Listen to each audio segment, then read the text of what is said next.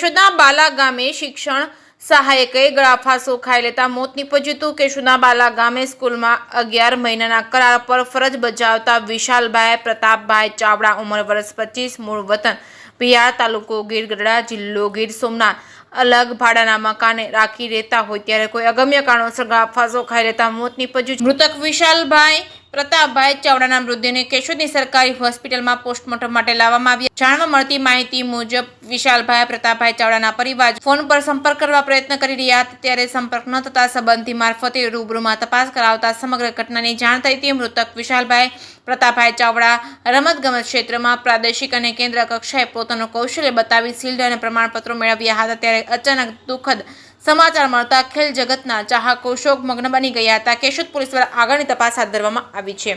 જે case news Gujarati સાથે રાજુ પંડ્યા, કેશોદ।